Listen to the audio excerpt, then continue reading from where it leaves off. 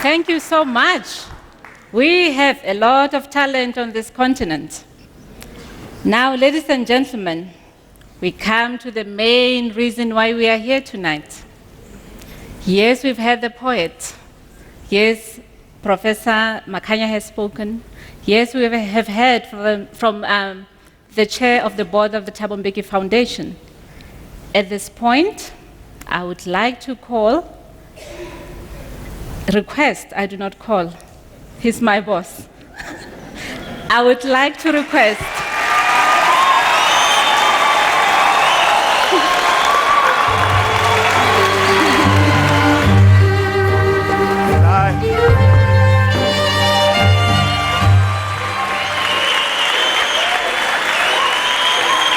thank you very much. Thanks a lot. Thank you very much indeed. It says on the program here that I'm supposed to introduce President Mkapa. I shan't do that.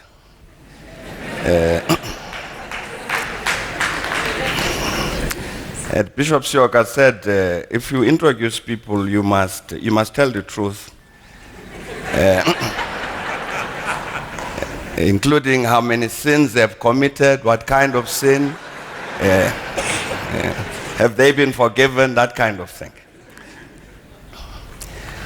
When the ANC was obliged to go into exile, it set up headquarters in Tanzania. And Tanzania has been with us for all of the years of our struggle, and was with us indeed even when we became a democratic country. Many other liberation movements came to Tanzania and were headquartered there, whether you're talking about SWAPO or Frelimo or the MPLA and ZAPU and so on. In that sense, Tanzania became home for the revolution that was taking place on our continent. And as I was saying, continued to play a role in terms of the transformation that we sought. In 1989, we prepared what became the Harare Declaration, which set the framework for our negotiations, which started in 1990. When we finished the first draft of that document, we went to Tanzania to talk to the Tanzanian government and the late President Mwalimu Julius Nyerere. There was a clause there which said that there should be elected a constituent assembly which will draft the Constitution of South Africa. And Mwalimu Nyerere said, you must change this thing. So we said, but Mwalimu, you were saying that any constitution, new constitution, must be done by a democratically elected institution. So he said, you must bear in mind that your enemy, the other side, also thinks. They will see this trick, that you, the ANC, will call for this constituent assembly elected, and what will happen is that the ANC will be elected, and the ANC will draw up the constitution, and they will not agree. And he said the way to deal with this matter is to negotiate a set of principles among the political parties, set of principles which will then guide your elected constitutional assembly. Those of us who are old enough know that that's exactly what happened. I'm saying that that is Tanzania to us. Ben Mkapa here has played an important role in that leadership of Tanzania, which stayed with us during the years of struggle, which has continued to stay with us to this day, and assisted us through our transition. Perhaps the last thing I should mention in this regard, and as an example, is you remember at some point during the negotiations, we suspended the negotiations because people were killed in Muipato.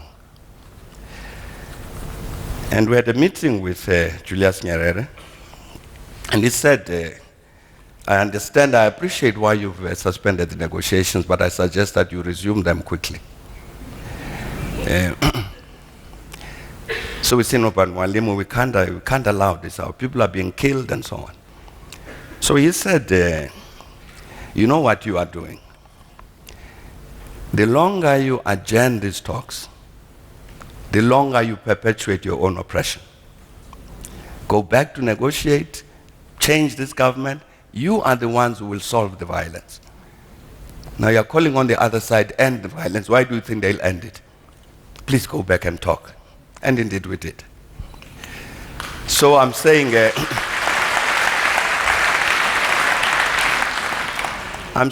Mkapa comes from that leadership of Tanzania, which has helped to bring us to where we are today, has always played his role of helping us to answer the question, what do we do to address these challenges that we face? I want to say thank you very much indeed to Ben Mkapa for so readily agreeing to come and deliver this Africa Day lecture. I can think of nobody else on the continent who's better qualified to discuss the issues he will discuss, to seek to answer the question.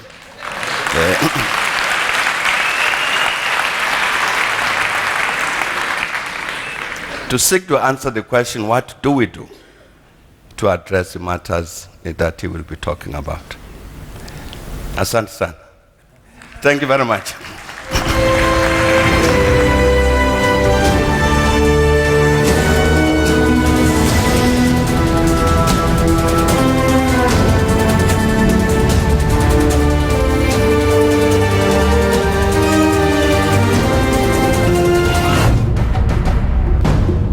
Thank you indeed, Patron, for introducing the speaker.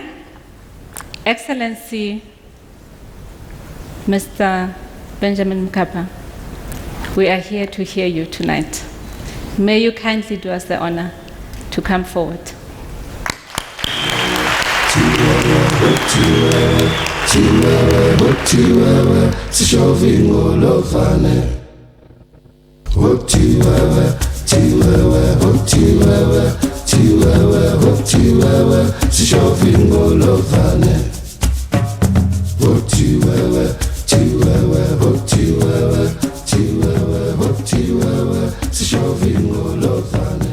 Of the Thabo Mbeki Foundation, and dear brother, Chairperson of the Board, Principal and Vice Chancellor of UNISA, members of the Diplomatic Corps, distinguished invitees, ladies and gentlemen.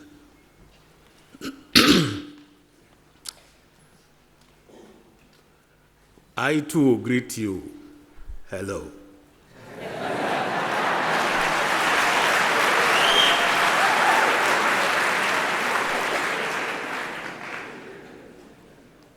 And the poet especially, I greet you, Jambo Sana.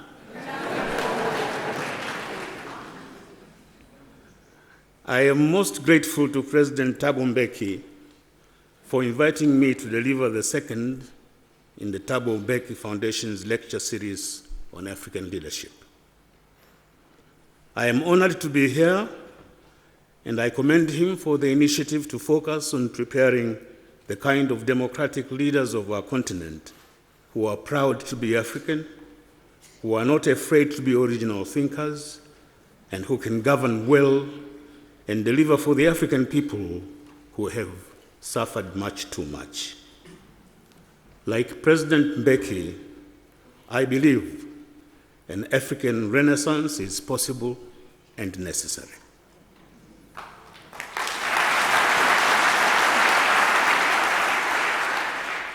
I said possible and necessary. I did not say easy.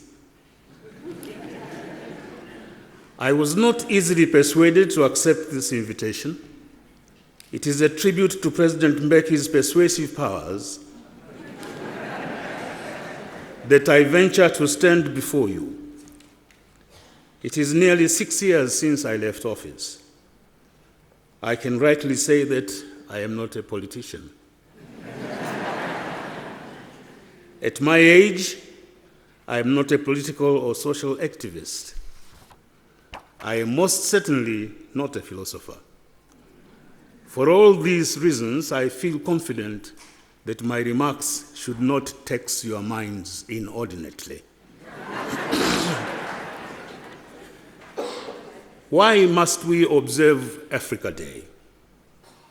Because this is the day the founding fathers of African independence designated to celebrate the release of African countries from the yoke of colonialism and apartheid.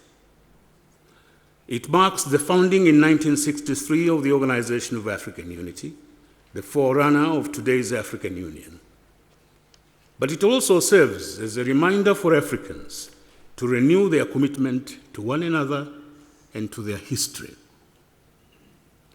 But one may well ask, after 50 years of independence, is there much to commemorate and to celebrate, particularly in sub-Saharan Africa? Over what achievements can we rejoice? What spirit are we called upon to renew? In these times of globalization, clamor for change, and the global existential crisis, we may be tempted to forget our past and despair of the future. I invite you this evening to review with me the causes of commemoration of African independence and the factors opening up a surge in the spirit of African development and Africa's renaissance. We do have the duty to celebrate the contribution of the founding fathers of African independence. They were the architects of the struggle for independence. They worked to unite our people against occupation, racism, and foreign rule, and they steered our countries into the community of nations. They were architects of our nationhood, no less than George Washington, James Madison, and Abraham Lincoln were architects of American nationhood. In nearly all sub-Saharan countries, nearly half the population has not had the experience of life under colonial racist rule. There is a danger that for them, the travails and injustices of colonial rule will seem distant and theoretical. Africa Day should serve to stir them up, to engender the importance and usefulness of the independence struggle.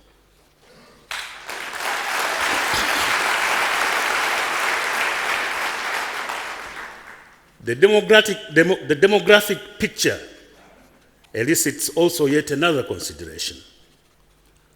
The concentration of the minds of the political agitators and freedom fighters may have given the impression that independence was an end in itself. However, all along, the struggle had a broader objective, namely improvement in the welfare of the colonized people. Africa Day should remind us of this development dimension to independence. It should serve as an occasion to review policies announced, implemented, and achieved, as well as to highlight the challenges ahead. Chairperson, the one most distinguished characteristic of the founding fathers of our countries and of their generation of leaders is leadership.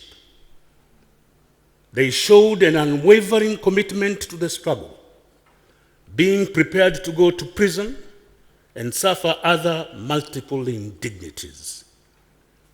With a singleness of purpose, they united people of diverse ethnicities, religious faiths, and racial colors. They sacrificed the security of jobs and the comforts of family. They evinced a spirit of volunteerism and sacrifice without compare. They have now passed on the leadership to the second and third generation.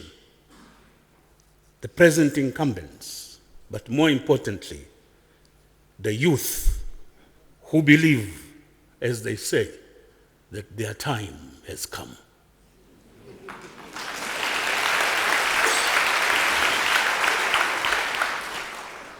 Are these youth leaders walking in the footsteps of our founding fathers?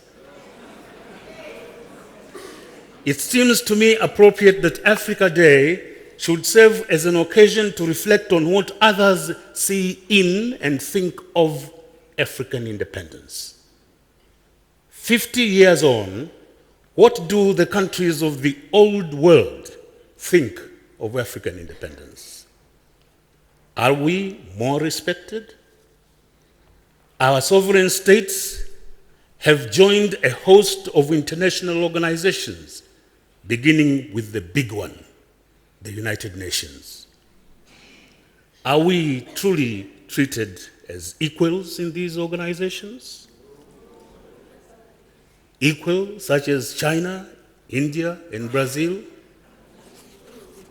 Chairperson, the other characteristic of independence leaders was their vision.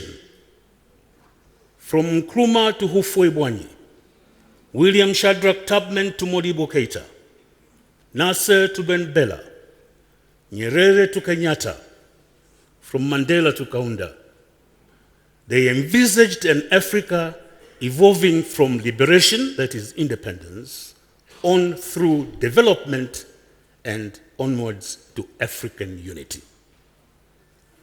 The first goal of independence, they managed well, to the point that today only Western Sahara remains under occupation. On the international scene, they multiplied the numbers of the non-aligned movement. In the context of this bipolar Cold War, this was the expression of their independence and a veritable way of protecting our newly won political freedom. The mantle of leadership, as I have said, in the pursuit of the second goal, namely all-round development, they have passed on to the current leadership in Africa.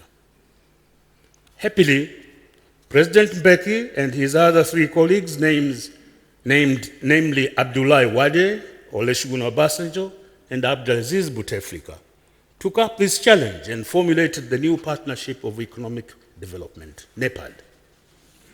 They then grounded it in a value system, the African Peer Review Mechanism, which would monitor and guide NEPAD's practitioners.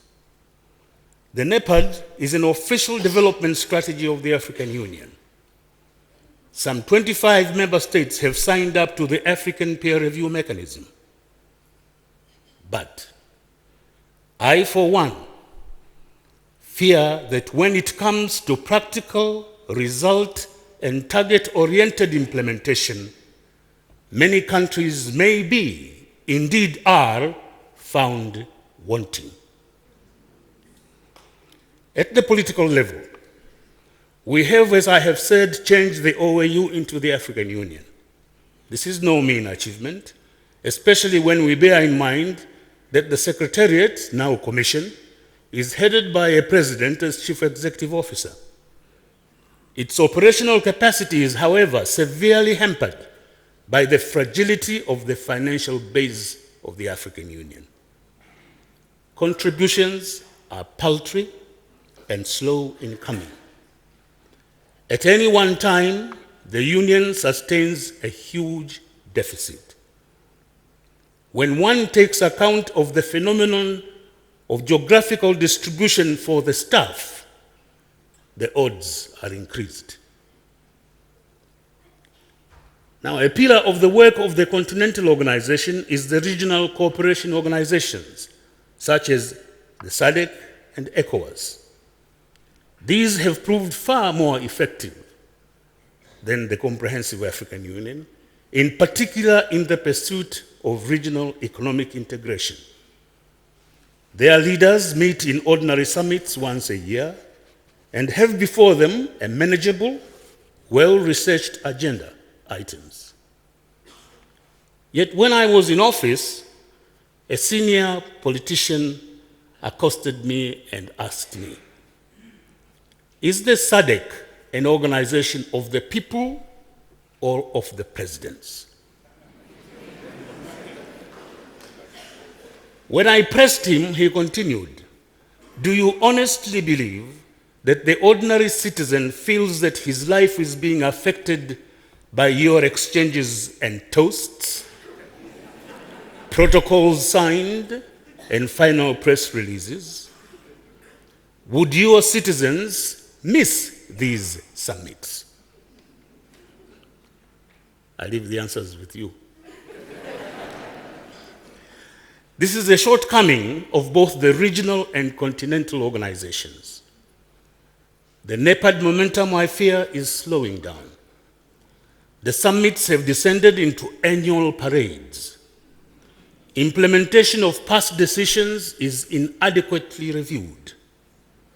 New development initiatives are not sufficiently backed by funding, and so become simple resolutions of hope. Our actions do not match the ambitions we proclaim. Churning out position papers will not fight poverty, illiteracy, and disease. Analysis of our problems must happen concurrently with deliberate capacity building to address them.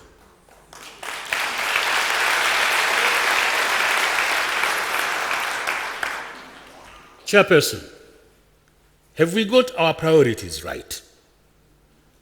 Independence removed the indignity of being racially discriminated against and foreign ruled.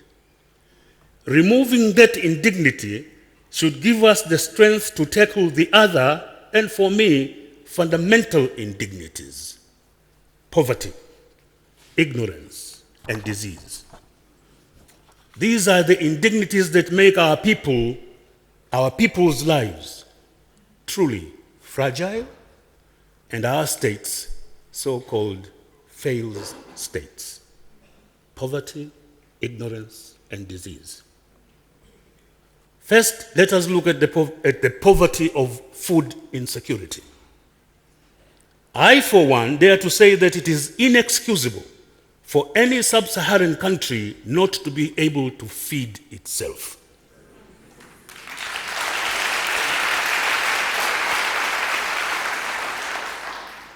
I have been to almost all sub-Saharan African countries. Individually and regionally, they are endowed with land and water resources to grow food for themselves and the regions. When one sees countries like the Sudan and Egypt make use of the Nile waters for food production, one will understand that food insecurity cannot be a pipe dream in sub-Saharan Africa. Nationally and collectively, food self-sufficiency is possible and should be the measure of the dignity of our African independence.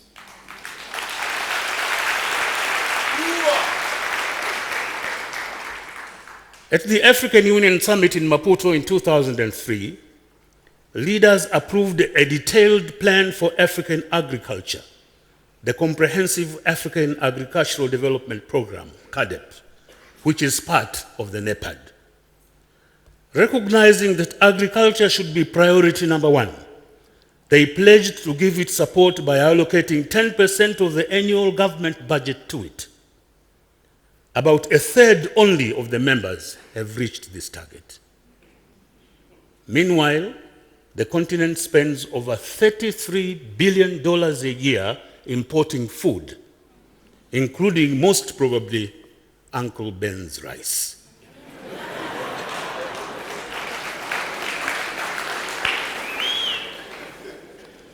Why should it take the United Nations Secretary General Ban Ki-moon to warn us that, and I quote him, "the state of food and nutrition security across much of Africa remains fragile," unquote?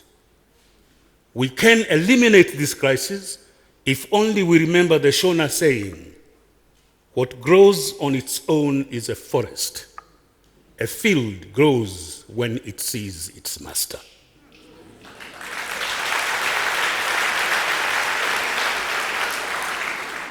Chairperson, Then there is the poverty of knowledge. This too diminishes our freedom. It incapacitates our struggle to improve our material and social welfare. Illiteracy limits our access to written knowledge for development. Ignorance binds us to political and economic rights, nationally and internationally. Education is therefore priority number 2 because it raises the dignity of the person and the nation and is an important measure of independence. The third prerequisite for a dignified independence is freedom from disease. A population constantly plagued by breakouts of epidemics is necessarily weak. It may not have the energy to grow food and feed itself. It will lack the capacity for initiating and managing enterprises and marketing their products. It impacts upon the capacity to defend itself. It constitutes a truly fragile state. However, we must bear in mind in dealing with the third poverty of disease, we must bear in mind the limitations of our human resources and financial capacity to deliver curative health services. We can prevent outbreaks against a background of a burgeoning population. We can prevent outbreaks of disease at less cost than we can hope to treat diseases in modern facilities with state-of-the-art equipment. We are poor countries, and as ancient wisdom exhorts us, flies cannot fall into a tight, closed pot. Or, simpler, prevention is cheaper than cure.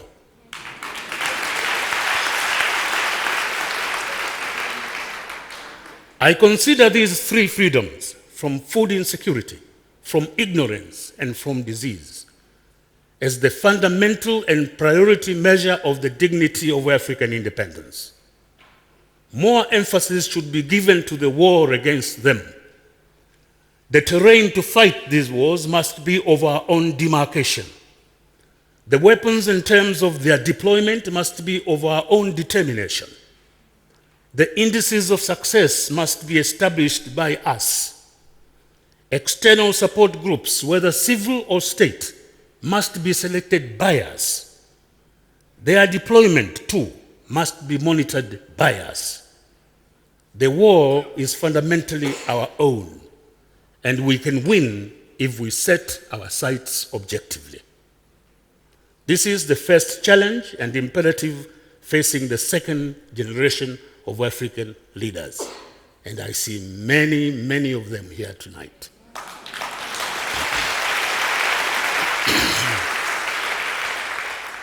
Chairperson, I wish to draw this imperative to the particular attention of youth leaders. Often in discussions, I have heard remarks from them to the effect that we have-beens, older leaders, are conservative and opposed to change. Indeed, my son sent me an email the other day in which he pointed out the 10 leading Western world leaders, developed country leaders. Their average age is 51 years. And then he put in another 10 leading African country leaders. Their average was 76 years.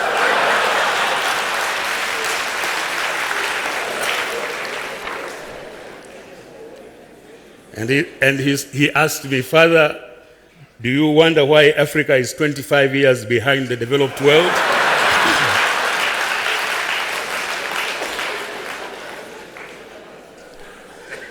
But I do think that the charge against us is a little unfair.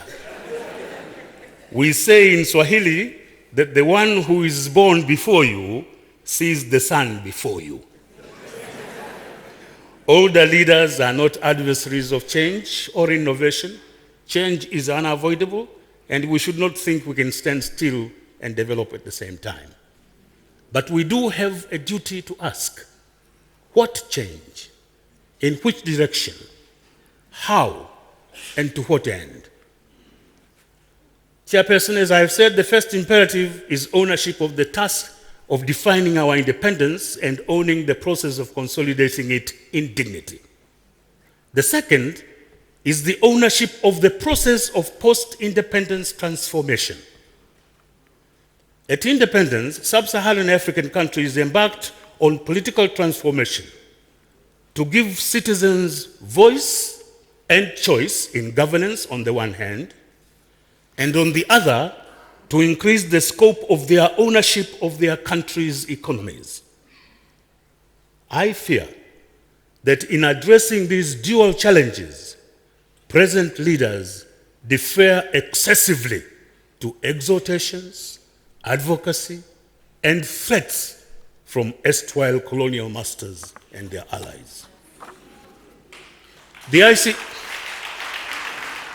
ICT revolution has opened up the world, warts and all, to people in both urban and rural areas. We are bombarded by accounts of events, analysis of causes, assessment of social impact, and projections of stability or impending disorder by the day. Presently, for example, the airwaves and the daily printed page is saturated with a phenomenon called the Arab Spring. This is supposed to connote the political, social, and economic turmoil North Africa and in the Middle East, which is causing havoc upon governance and economic production in the name of people's power. These happenings are projected to spread to sub-Saharan African countries, with the most superficial references to these countries' political systems, social fabrics, or social policy reforms. The propaganda assault is augmented by the conduct of foreign diplomats, who in our countries are prone to behave as if they are shapers of Western systems of governance,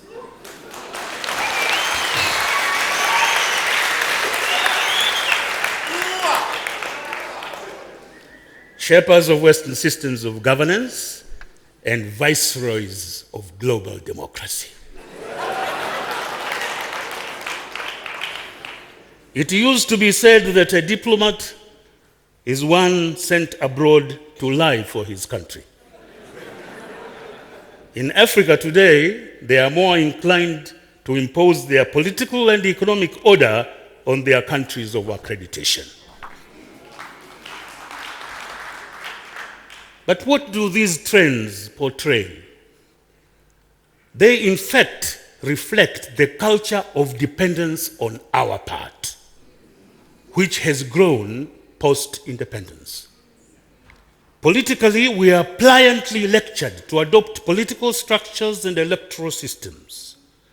The risk of consequential instability is not much considered. Civil society organizations mushroom by every conceivable acronym, advocating every conceivable right, with no regard for the capacity of our countries to deliver. And very few of them can be said to be homegrown.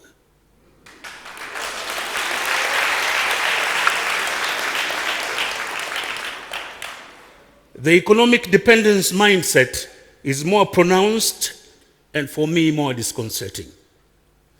When we want to broaden our network of trade and investment, we are faulted. We are warned to fear the unknowns, such as the BRICS, Brazil, India, China, South Africa.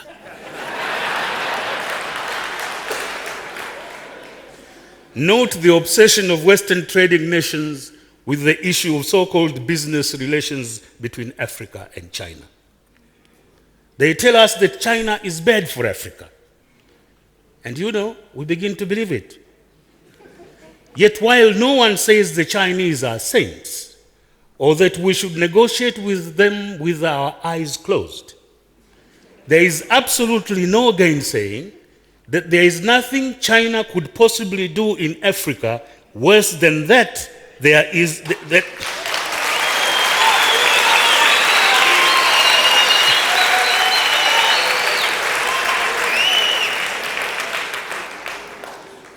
worse than what those who warn us about China did to us in the past and even now.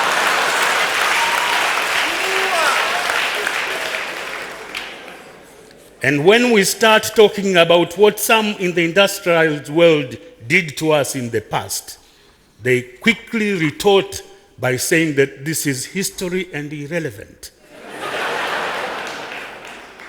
But their own history is never irrelevant.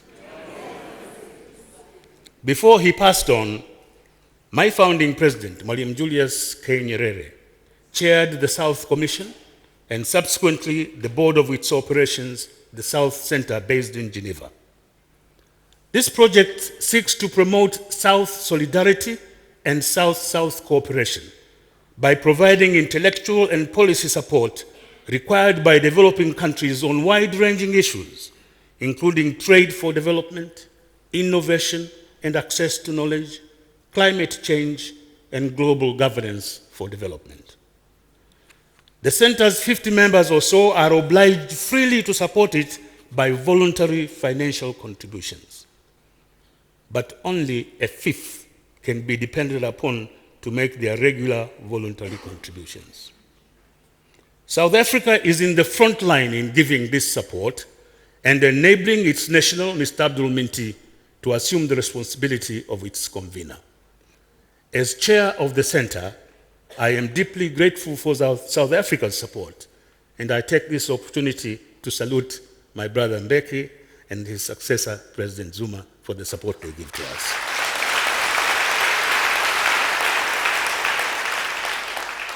I cite this project and the record of its South support to indicate how low is the spirit of self-reliance and South-South cooperation has declined.